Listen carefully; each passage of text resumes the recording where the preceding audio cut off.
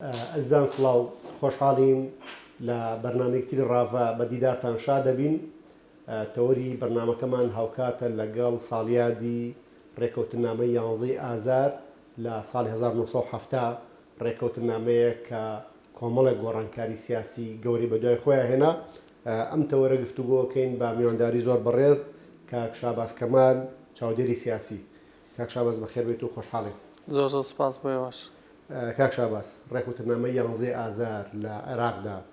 لە هەلومەرجی مێژووی خۆیان ئەگەر بگەڕێنەوە بۆ ساڵی 1970 بۆ زەمەنی شۆڕشی ئەیلول و ئەو هەلومەرجی کە لە ناوچەکەیان گوزراوە، بەتایبەت لەوەی کە بەشێک لە دەوڵەت نەک بەشێک هەر چوار دەوڵەتە زلهێزەکەی داگیرکاری خاکی کوردستان نەفی نەبوونی کوردیانە کردووە، ئامادە نەبوون سادەترین مافەکانی خەڵکی کوردستان بسەلمێنن و لەو سەردەمایە بۆ نمونە لە دەوڵەتی تۆگو تورکیایە نکۆڵی ئەوکرا کە میلەتێکە بێ بەناوی کورد و لە چوارچێوی دەوڵەتی تورکیایە بەشێک لە خاک و میلەتەکەی زەوت کرابێت و مافەکانی بسەلمێنرێ. ڕێکەوتنامەیەک چێکرا لە دەرەنجامی ئەو گوشار و فشارەی کە شۆڕشی ئەیلول توانیە بووی لەسەر حکوومەتی عێراقی دروست بکە و ئەم ڕێکەوتنامەیە کۆمەڵێک دەقی یاسایی لە خۆی گرتبوو و حکوومەت عێراقی ئامادە بوو لە ناو دەستور و لە ناو یاساکانی خۆیان جێ بۆ بکاتەوە. بەڕێزت بۆ خۆت هەم پسپۆڕی لە بواری یاساییە و هەموو چاودێرێکی سیاسیش ئەگەر لە ساڵی 2024 جارێکی تر خوێندنەوەیەکی تر بۆ ئەو ڕووداوە مێژوویە بکەین، خوێندنەوەی تۆ چییە؟ بەڵێ، پێشەکی زۆر سپاس بۆ بەڕێستان، ڕێز و سڵاو بۆ بینەرانی کەناڵە خۆشەویستەکەتان. ئێمە کە ئەگەر باس لە بەنامە 11 ئازاری ساڵی 1970 کەین، بێشکە بێ کەمێ بگەڕێنەوە پێش ئەو مێژووی کە ڕێکەوتنامەکەی تیا ئیمزا کراوە لە هەرە گرنگترین مێژووی پێش ئەوە ئەگەڕێنەوە بۆ دەستپێکی شۆڕشی ئەیلول، واتە یەکەم شت ئەمە یەکێک بوو لە دەستکەوتە هەرە سەرەکیەکانی شۆڕشی مەزنی ئەیلول. دووەم، ئەگەر بە چەند ساڵێ بگەڕێنەوە پێش ڕێکەوتنامەکە ئەبینین لە ساڵی 1968 کاتێک کە بەعسیەکان ئینقلابیان کردبووە توانیان دەسەڵات لە عێراقەوە بگرنەوە دەست، کۆمەڵی گۆڕانکاری لە عێراق لە ناوخۆی عێراقا ڕوویە. ئەوەش بە دوو شێوەیە بوو. یەکەم لەسەر ئاستی کوردستانی بەنسبەت کوردەوە ئەوان هاتن جیاوازێکیان کرد و هەوڵیان نا ئەو دووبەرەکیەی کە دروست بوو لە کاتی شۆڕشی ئەیلولا بیقۆزنەوە. ئەوە بوو تەعاملێکی تایبەتیان لەگەڵ ئەو کەسانی کە بە ناوی مەکتەبی سیاسی کۆن باڵی چەپی پارتی دیموکراتی کوردستانی ئەو کاتە ناسرابوون، لەگەڵ ئەوان پەیوەندیان دروست کرد و هەوڵیان نا لە ڕێی ئەوانەوە دژی قەزەی کورد ئیش بکەن و بەداخەوە ئەوە یەکێکە لە ئەو مێژووە تاڵی کە ئێمە ئەتوانین بڵێن چەندین جار لە مێژووی گەلی کوردستان خۆی دووبارە کردوێتەوە و سوودیان لەو ناکۆکیە وەرگرت بە پێدانی چەک و بە ئەسلیحە و بە هەرچی وەسائیلی عەسکەری هەیە و لە مەنتیقە کوردستانیەکان لە باشووری کوردستان دەستدرێژیان کرد بۆ بستنەوەی ڕزگاری خوازی گەلی کورد ئەو کاتە بە سەرپەرشتی جەنابی بارزانی نەمر. و لێرەوە بە تایبەتی لە ساڵی 1969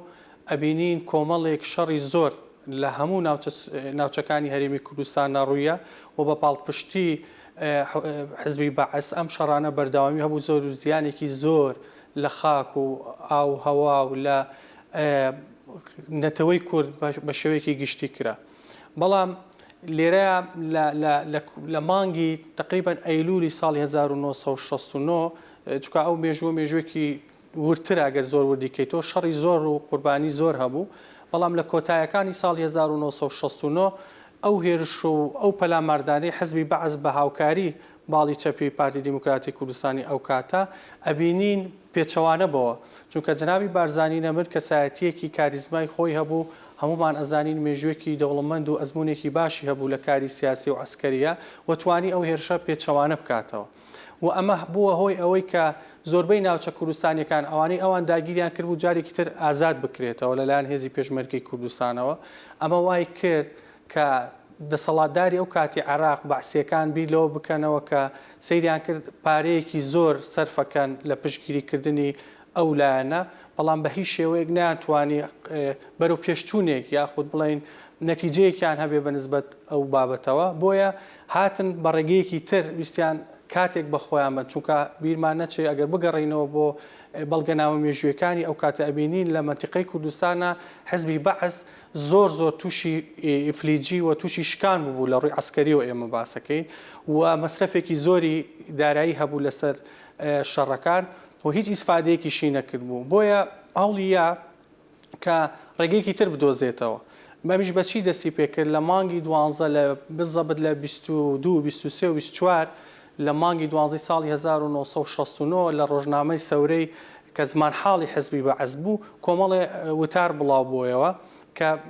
ناونیشانەکەی بەناوی ئەوە بوو کەیفە سەبیل ئیلا حل مەسائل الکوردیە یعنی ئێمە چۆن چارەسەری کێشەی کورد بکەین ئەگەر بگەڕینەوە بۆ ئەو بابەتانی کە لەو ڕۆژنامەیە بڵاو کرایەوە ئەبینین ئەوان شیکردنەوەیەکیان کردبوو بۆ زروفی کورد کە نەتەوەیەکن لە بینی ئەو چوار دەوڵەتە دابەشکراون و مێژوویەکی دوور و درێژیان هەیە لە منتیقەکە و غەدریان لێکراوە و وەڵحاڵ بە شێوە گشتێکە وایان نیشاندا کە ئەوان ئایانەوێ هاوکار بن کە بیانەوێ بە شێوەیەکی تر کوشت و کوشتار و شەڕ ناتوانێت ئەم بابەتە چارەسەر لە ڕێگەی دیبلۆماسی و لەسەر مێزی گفتوگۆ ئەوە خۆیان بە دۆستی گەلی کورد پیشاندا ئەمە بووە دەستپێکێک بۆ ئەوەی کە نزیکبوونەوەیەک لەلایەن سەرکردایەتی سیاسی کورد جەنابی بارزانی نەمر و دەسەڵاتی ئەو کاتی حزبی بەعس دروست ببێت بە شێوەیەکی گشتی و چەندین وەفد هاتوچۆی کرد لەو ماوەیەدا بە تایبەت کە دوسێ جار دەسەڵاتدارانی عێراق لەسەر ئاستی کەسایەتی یەکەمەکان بە تایبەتی سەدام حوسێن ئەتوانین بڵێن کە ئەو کاتە جێگیری ئەمینی حزبی بەعس بوو ینی دەور و کاریگەریکی زۆری هەبوو لەو ڕێکەوتناوە ئەوە بوو لە دوای ئەو گفتوگویانە ئەو ڕێکەوتنامە یانزی ئازاری لێکەوتەوە و ڕێکەوتنامەکەش ئەبینین لە چاو پێش خۆی ئەگەتۆ مقارنەیەکی بکەیت لە بۆ ئەو مێژووە ئەبین یەکێک بووە لە هەرە دەستکەوتە مێژوێ گەورەکان بەنسبەت گەلی کوردستانەوە چونکە بوو بە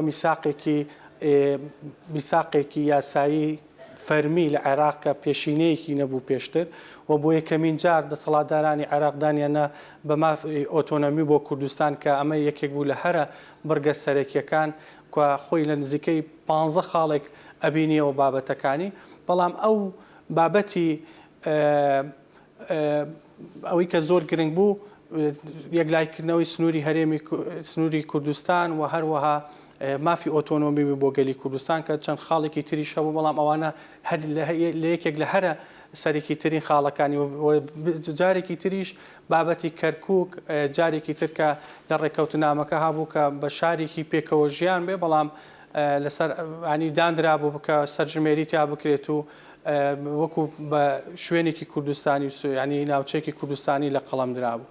و ئەمە کۆمەڵێک بڕگەی زۆر سەرەکی بوو کە لە ڕێکەوتنامەکە هەبوو و بوو بە دەستکەوتێکی گەورە بۆ هەموو میلەتی کوردستان و جۆرێکیش بوو جارێکی تر لە حەسانەوەی سەرجەم چین و توێژەکان لە کوردستان چونکە بە درێژایی نزیکەی 10 ساڵ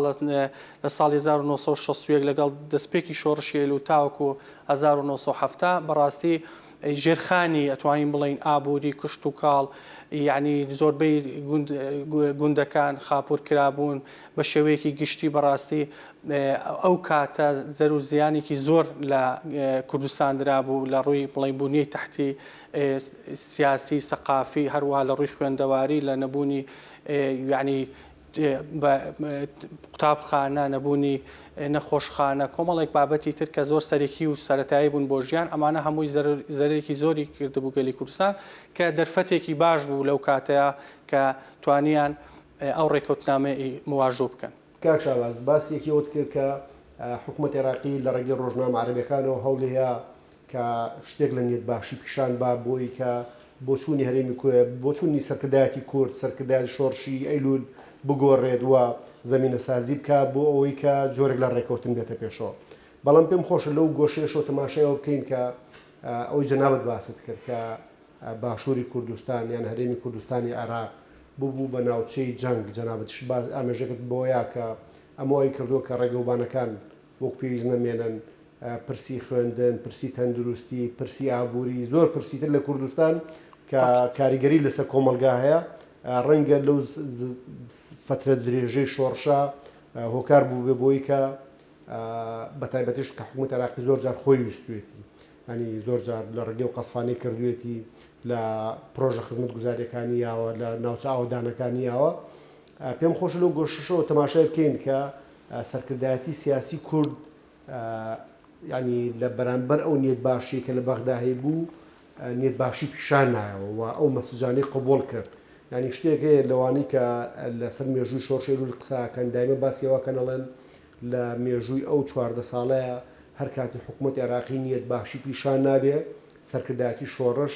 ئەگەرچی گومانشی هەبوو لەوەی کە حکوومەت عێراقی ئەم نیەت باشیە بەباشی بەکار بهێنێەوە بێتە پێشەوە حەلی قەزەی کوردی بکە بەڵام سەرکردایەتی کوردی هەر ئەوەی پێ باش بووە کە مفاوەزات ڕەت نەکاتەوە و بەردەوام هەر کاتێک دەرفەتی مفاوەزات هەبوو بێ سەرکردایەتی شۆڕشی ئەیلول مفاوەزاتی قبول کردووە چۆتە سەر مێزی گفتوگۆ خوێندنەوت بۆ ئەم سیاسەتەی شۆڕشی ئەیلول ئەم سەر سیاستەی بە تایبەتی شخصی مستەفا بەرزانی چییە لەوەی کە بەردەوام بە شوێن ئەوە بووە کە لە ڕێگەی ئاشتی لە ڕێگەی مفاوەزات و دانوستانەوە کێشەکە چارەسەر بکرێت. بەڵێ ئەوەی جەنابەت باسێکی ڕاستێکی حاشە هەڵنەگرە ئێمە ئەگەستەری جەنابی بارزانی نەمرکەین هەمووکو کەسایەتی وەکو شەخص وە خۆی هەمووکو ئەو فەلسەفە سیاسیەشی کە خۆی بڕوای پێی هەبوو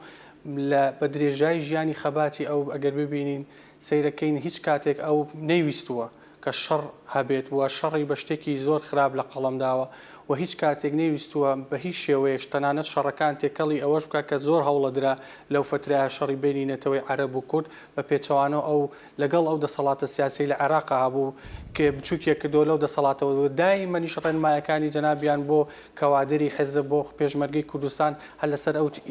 ئیتیجا هەبووە چونکە بەڕاستی ئەوە بابەتێکی مەبدەئی بۆ لای جەنابی بارزانی مەسەلەی ڕەتکردنەوەی شەڕ و هەر کاتێک فرسەتێک دروست بوو بێ بۆ دانوستان بە هیچ شێوەیەک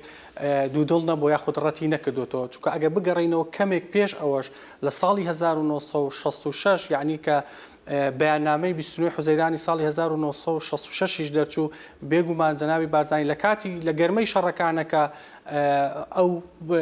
ڕێگەیە دروست بوو کە مفاوەزاتێ بکرێ دیسانەوە شەڕ ڕاگیرا و مفاوەزاتێکیان کرد بەڵام هەر دوای دوجار دەسەڵاتدارانی ئەو کاتی عێراقی بوون کە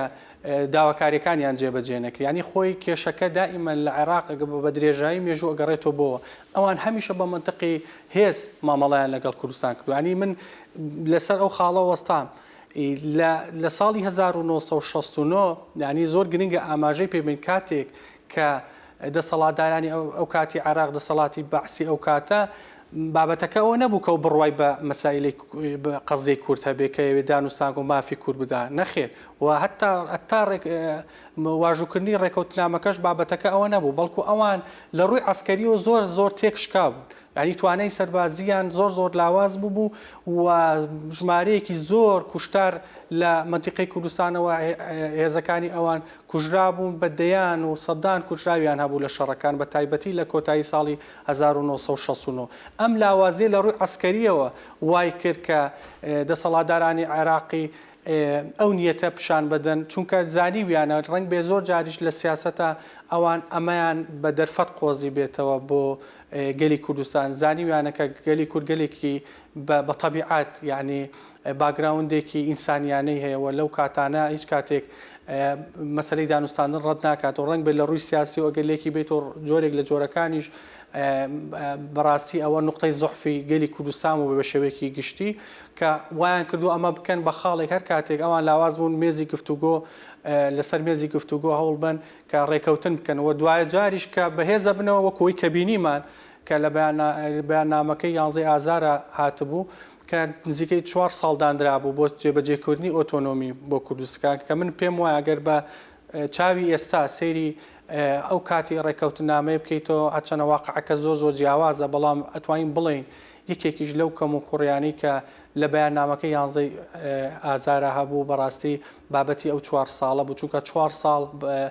ماوەیەکی زۆر گەورە بوو بۆ مەسائلی ئۆتۆنۆمی و ئەمە وای کرد چونکە بینیمان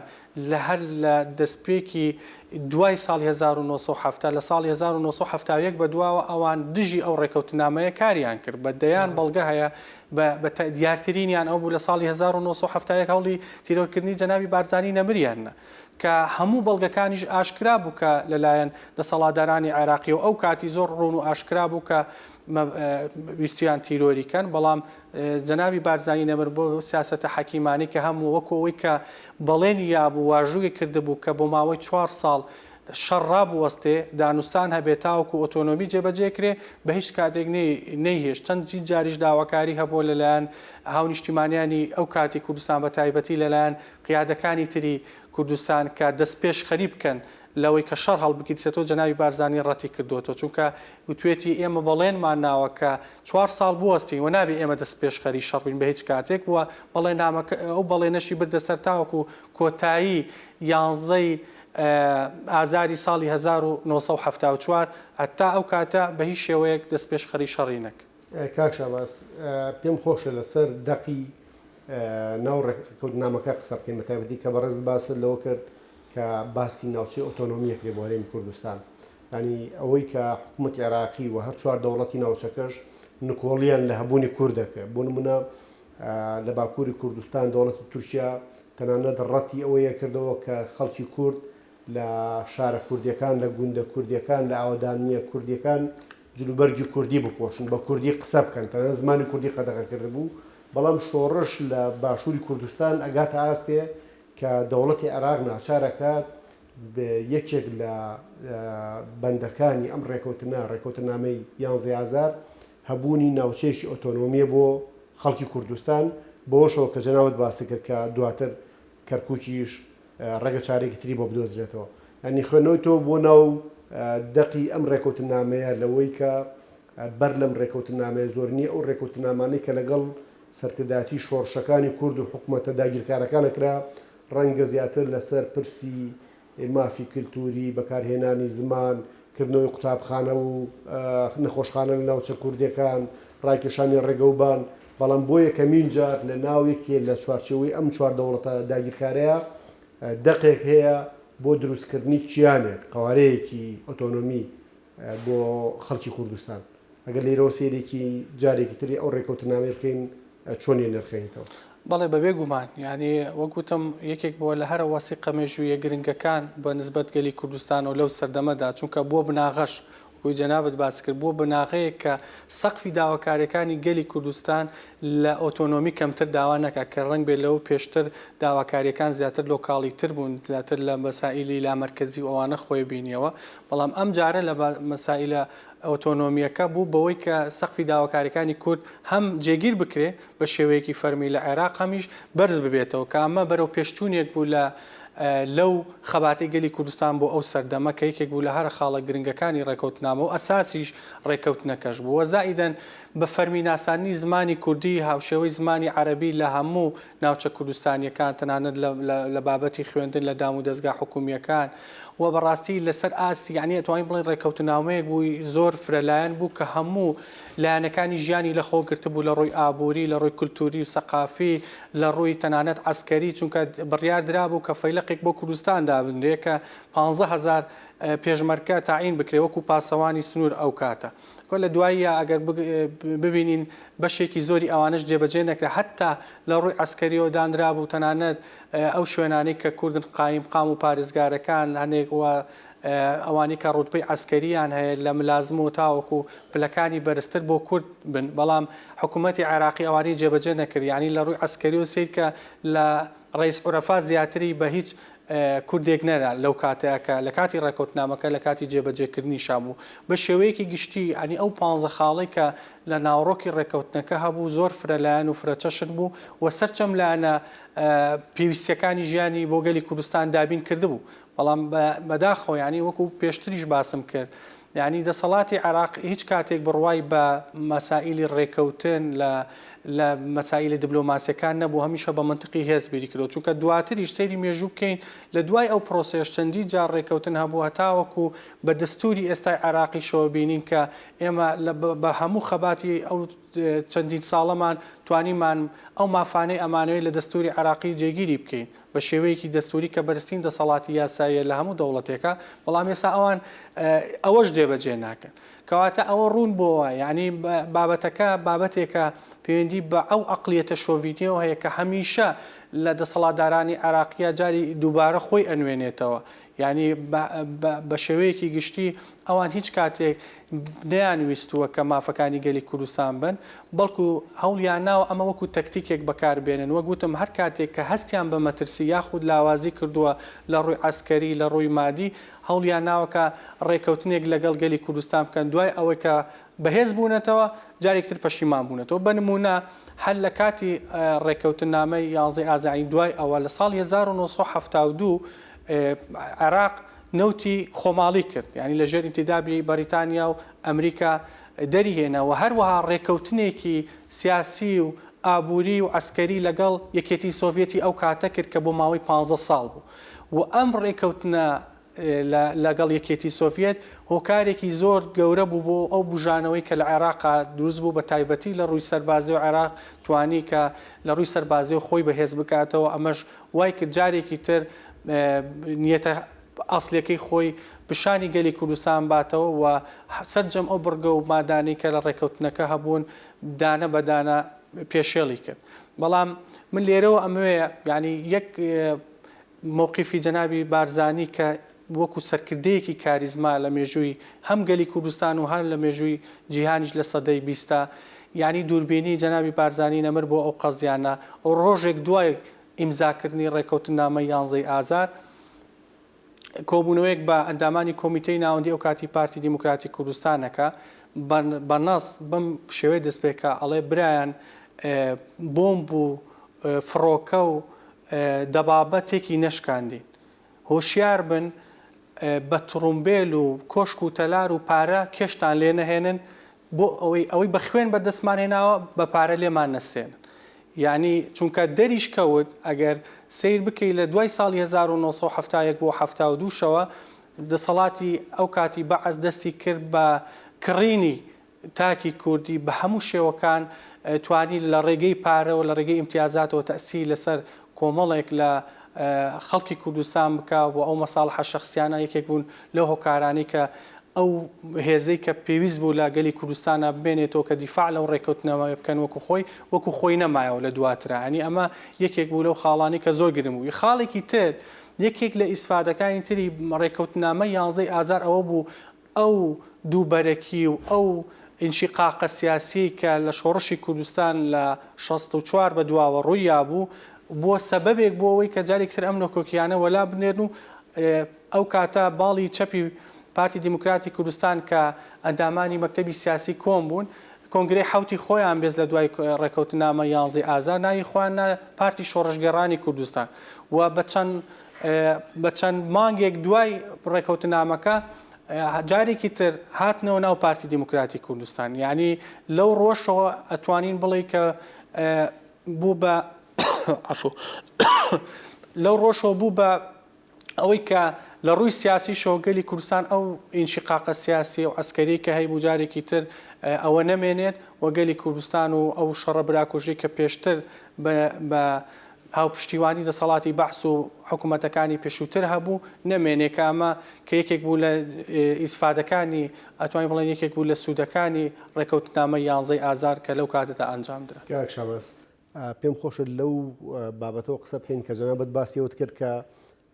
لە ڕێکوتنامە 11 ئازار و دروستبوونی قوارێکی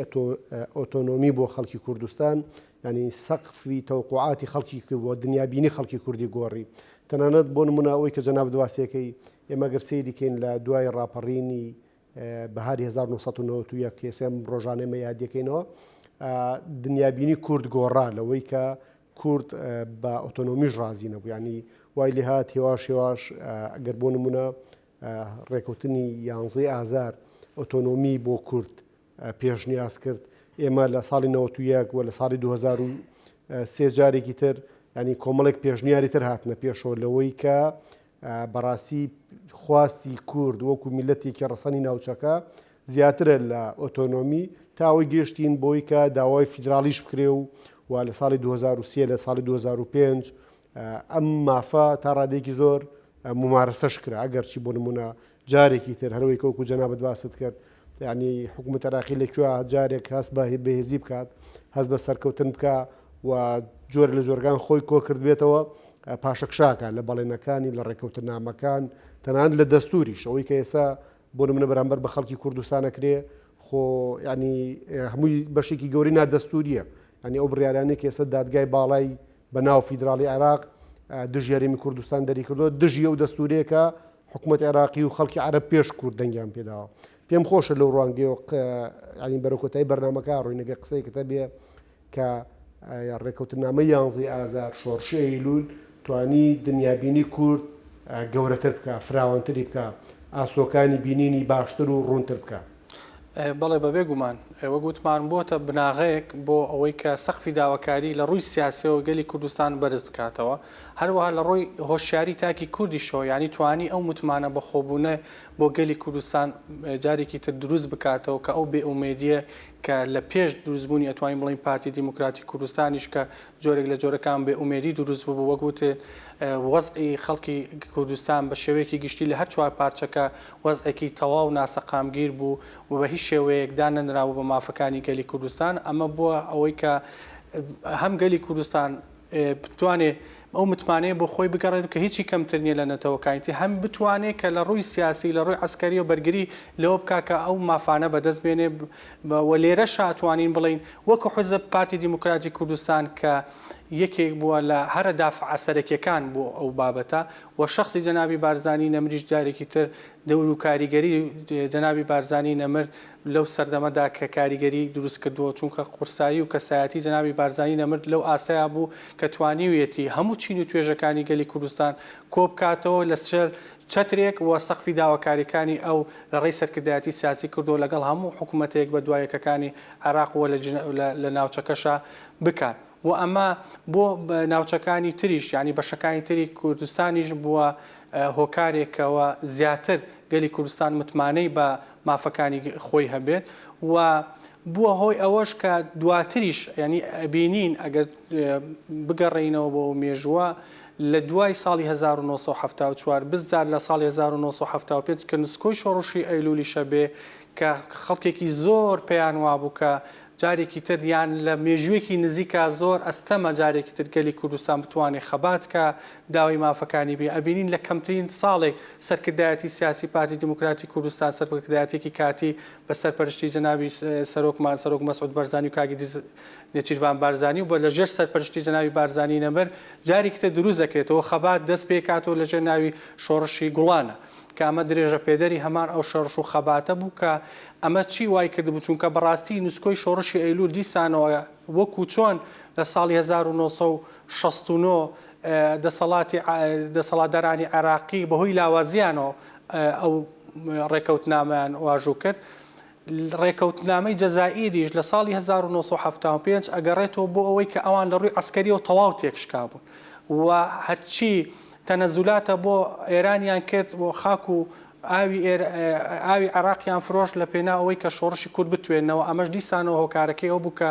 لە ماوەی یەک ساڵ نزیکی یەک ساڵ ئەگەر لە ساڵی 1974 تا 75 کاتی ڕێکەوتنامەکە نزیکەی ساڵێک نزیک 11 مانگ و شتێکەکە ئەگەر بگەڕێتەوە کە شەڕ بەردەوامە بۆ لە مەنتیقە کوردستانیەکان ئەبینین ئەو فترە زەمەنیە چونکە ئەمە بەڵگەیە لە ساڵی 1970 سەدام حوسێن لە تەلەڤیزیۆن خۆی ئەم بەڵگانی خسۆتە ڕووکە ئەو ویستی شەرعیەت با بۆ ڕێکەوتنامەی جەزائیری لەگەڵ ئێران واژوو کرد لەبەر ئەوەی کە دانی پیانە تەنها لە ساڵی 1974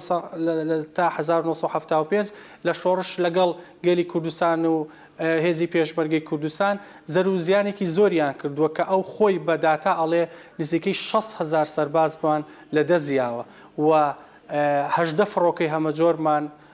کەوتۆتە خوارەوە نزیکەی 180 دەبابە تێکشکێنراوە کە ئەمە بۆ ئەو کاتە زەرێکی زۆر زۆر گەورە بوو ئەمە تەنها لە ڕووی عەسکەریەوە بێجگە لە بابەتە مادی و بابەتەکانی تر ئەمە ئەیسەلمێنێ ئەوە کە گەلی کوردستان هەمیشە لە کاتی بەرگریکردندا گەلێکی زیندوو بووە و لەگەڵ ئەو ناتەوازنەش کە لە دەسەڵات و لە هێز و لە پارە و لە چەک و ئەسلیحا و لە ڕووی عەسکەری و سەربازیشەوە هەبووە هیچ کاتێک درێخی نەکردووە لە بەرگریکردن لە گەلی کوردستان و خاڵێکی تر بەڕاستی دیسانەوە من هەر ئەیگەڕێمەوە بۆ کەسایەتی جەنابی بارزانی نەمرد لەو سەردەما کە بۆ ناوخۆی کوردستانیش زۆر کەسێکی لێبوردە بووە یعنی لە زۆر وێزگەکانی مێژوو لەو کاتە لە کاتی ئەو دووبەرەکیانەی بەداخەوە کە لە ناو ماڵی کورد هەبووە و درێژەی هێتاوە کوێستاش ئەبینین هەمیشە ئەو لێبوردە بووە. یعنی من خۆم بینیومە دکتۆر محمود عوسمان ئەو کات کە ئەندامی مەکتەبی سیاسی پارتی دیموکراتی کوردستانە بێ، ئەو کاتێک کە باسم کرد کە بڕیار ئەدرێ پارتی شۆڕژگەڕان بێنەوە ناو پارتی دیموکراتی کوردستان باڵی کۆنی مەکتەبی سیاسی کە ناویان دەرکرده بوو، لە کاتی کۆبوونەوە بۆ ئەوەی جناوی بارزانانی ڕای ئەندامانی مەکتەبی سیاسی کۆمیتەی ناوەندی وەربگرێ کە ئەو پێشنیاری کردو ئەوان داوایان کردووە بگەڕێنەوە، لە کاتی دەنگدان بەوە هەموو هەواڵانی مەکتەبی سیاسی دەستیان بەرز کردو، جناوی بارزانانی هەردوو دەستی بەرز کردوێتەوە. لیان پرسیوە جەنابەت بۆ هەردوو دەست بەرزەکەیتەوە؟ فەرموویەتی لەبەرەوەی ئەوانە برای ئێمەن بێنەوە لای خۆمان باشتر نەکەوەی کە دوژمن سوودیان لێ وەرگرێ. یعنی ئەگەر تۆ بەم منتقا سیر بکەی ئێستاش ئەبینین چەندێک ئەتوانین بڵێ لە ڕووی فەلسەفیەوە لە ڕووی ئەو پەیامانەی کە جەناوی بارزانی کە هەڵی گرتبوو و ئەیویست بەڕاستی بیکە بە ڕوئایەک بۆ گەلی کوردستان بۆ سەرکردایەتی سیاسی کوردستان لە دوای خۆی وەکو میراتی بمێنێتەوە، ئەو ڕێبازە بەشێکی ئەوانە بۆ کە چەند لێبوردەش بووە بۆ ئەو کەسانی کە خیانەتیان لێ کردو کە ئەو کەسانی دژی ئەو لە پاڵ حکوومەتە یەک بە دوایەکەکانی عێراق بە تایبەتی لە سەردەمی بەعسا دژی شۆڕشی گەلی کوردستان بوون، کەمە بەڕاستیەکێکی تر بووە لە خاڵە بەهێزەکانی جەناوی بارزانی نەبن و تەسیراتێکی زۆریشی هەبووە لەسەر ئەوەی کە شۆڕشی کورد هەم بەردەوام بێ هەم گەلی کوردستان هەست بەوە بکات لە ژێر چەتری بارزانی نەبن و پارتی دیموکراتیکۆ هەست بە ئامان بکە. کاک شابەس دەست خۆش بێ، سپاس بۆ ئامادەبوونت لە بەرنامەی ڕاڤا. هەڵبەت ڕێکوتنامەی 11 ئازار وە شۆڕشی ئەیلول وە کەسایەتی مستەفا بەرزانی زۆر گۆشە و ڕوانگەی جیاوازی هەیە کە قسەی لەسەر بکرێ. بۆ ئومێدی لە داهاتوە ئێمە وەکو تەلەڤیزیۆنی سلێمانی و بەرنامەی ڕاڤا بتوانین گفتوگۆی ئەو بابەتانەش بکەین. سپاس بۆ ئامادەبوونی جەنابەت و سپاس بۆ هەموو گفتوگۆ و قسە باشانی پێشکەشت کردین. زۆر سپاس بۆ ئێوەش بۆ بنەرفەتە خۆشحاڵم. خۆش بێ. ئەزان بەم جۆرە هاتینە کۆتایی بەرنامەی ڕاڤا تا ڕاڤەکردنێکی تر بەخواتان سپێرین.